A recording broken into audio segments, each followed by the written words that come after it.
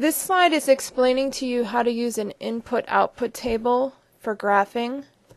What I want to do here is just explain the parts of this slide because some people have had a little confusion with this.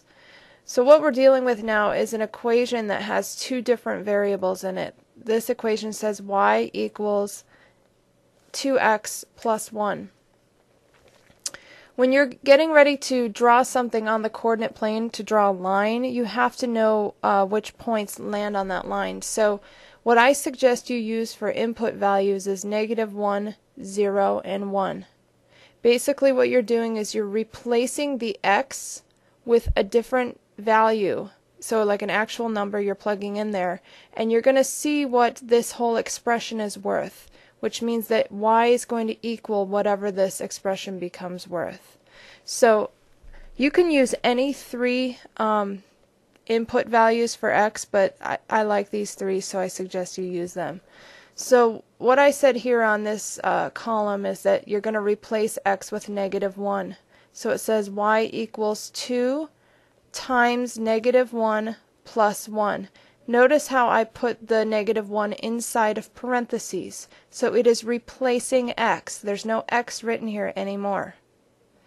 In order to simplify this, you have to use order of operations, which says that you have to multiply before you add. So remember, when you have 2 and then you have parentheses, that means you're going to be multiplying. So it's 2 times -1. 2 times -1 is -2. And -2 plus 1 is -1. That's where the -1 is coming from. In the fourth column of your chart, then, you're going to put your x value, which we used -1. And we saw that when we plugged that in, that produced an output of also -1. So that's why the y says -1. So when you put in a 0, you're going to replace x with 0. Notice again it's in parentheses. Then you take 2 times 0, which is 0, and 0 plus 1 is 1. And then you write your ordered pair over here. When you plug in a 1, you have 2 times 1, which is 2, and 2 plus 1 is 3. So that's how I'm coming up with these three ordered pairs over here that you're going to be plotting on the coordinate plane.